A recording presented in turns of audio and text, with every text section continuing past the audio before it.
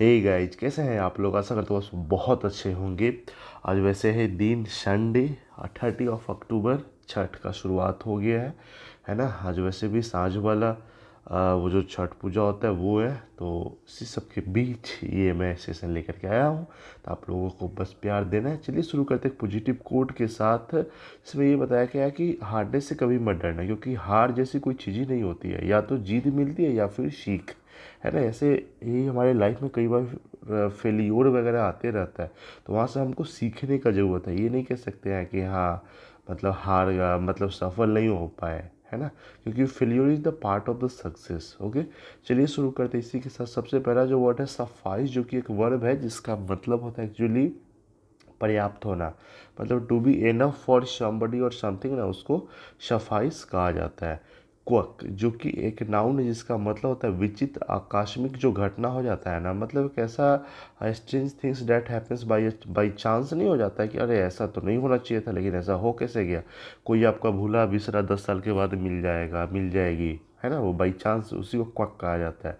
Tempt, जो कि एक वर्ब है, इसका मतलब होता है to bring something under control. किसी चीज़ को ना अपने बस में कर लेना, अपने कंट्रोल में कर लेना, उसी को टेम्प्ट कहा जाता है। हैम्पर्ड, जो कि एक वर्ब है, इसका मतलब होता है अवरुद्ध होना, रुक जाना। या मतलब टू मेक समथिंग डिफ़िकल्ट, इतना ज़्यादा डिफ़िकल्ट बना देना ना कि काम करना ही बंद हो जाए, है ना, उसको हैम्पर्ड कहा जाता है। ग्रेव, जो कि है एक एडजेक्टिव, इसका मतलब होता है बैड और सीरियस। मतलब बहुत ही ज़्यादा खराब वाला जो वाइब आता है ना, निगेटिव मीनिंग देता है ये हमेशा, है ना, उसी को ग्रेव कहा जाता है। एनोमली, जो कि एक नाउन जिसका मतलब होता है असामान्यता या फिर असंगति। मतलब something that is different from what is normal. मतलब जो नॉर्मल रहता है ना उससे टोटली डिफरेंट एकदम, है ना, उसको ही एनोमली कहा जाता है। बी हार्नेस टू, जो कि एक फ्रेज है जिसका मतलब होता है to be closely involved with someone और समथिंग। मतलब एकदम किसी के साथ एकदम पास पास में इतना ज़्यादा क्लोज हो जाना ना, मिल जाना, घुल मिल जाना, है ना, उसको बी हार्नेस टू कहा जाता है। गाइस सेशन पसंद आ रहा है जरूर आप इसको शेयर कर। चैनल पे पहली बार है ना तो सब्सक्राइब करके आप सपोर्ट कर सकते हैं। कोरस, कोरस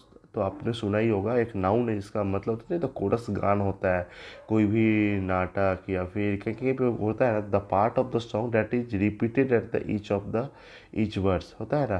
तो मतलब कोरस उसी को कहा जाता है ना।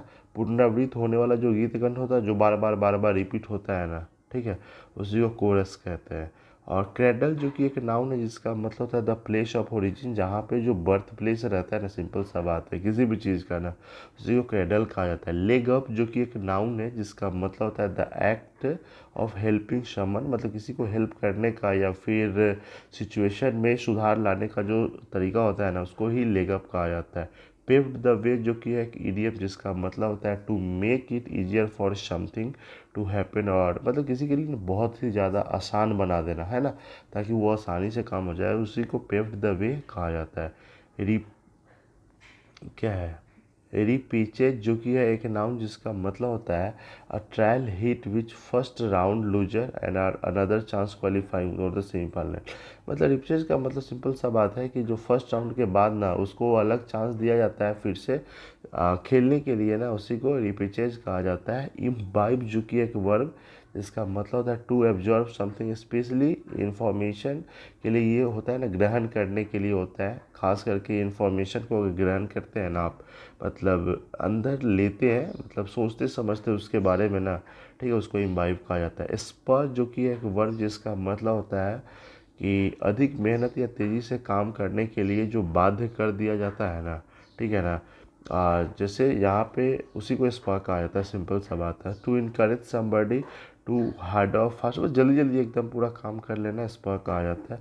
डिसकंटेंट, जो कि एक नाउन है जिसका मतलब असंतोष, मतलब the state of being unhappy with something. किसी चीज़ से अगर आप खुश नहीं है, नाराज है ना, उसको डिसकंटेंट ही कहा जाता है। क्वेस्ट, जो कि एक नाउन है जिसका मतलब होता है खोजना, पता लगाना, the long search for something that is difficult to find. मतलब ऐसा चीज़ जिसको खोजने में बहुत ज़्यादा टाइम लगता है, मुश्किल आता है ना, उसी को क्वेस्ट कहा जाता है। डेकोरम, जो कि एक नाउन है जिसका मतलब होता है जो शिष्टाचार होता है ना, मतलब आपका कैरेक्टर जो होता है ना, उसी को डेकोरम कहा जाता है। नहीं बोलते maintain your decorum in the class, in the school, ठीक है, in society. Polite behaviour that is appropriate in a social situation को लेकर के उसी को डेकोरम कहा जाता है। स्पेक्टेकुलर जो कि है एक एडजेक्टिव जिसका मतलब वेरी इंप्रेसिव टू सी, मतलब देखने में बहुत ही ज़्यादा शानदार और भव्य जो रहता है ना उसी को स्पेक्टेकुलर कहा जाता है। तो भाई यही आज का सेशन, कैसा लगा आप लोग कमेंट में लिख के जरूर बताएं। जो पहली बार देख रहे हैं उससे रिक्वेस्ट है प्लीज़ चैनल को जरूर सब्सक्राइब कर लें। Keep watching success IQ। Bye bye, take care, have a nice day.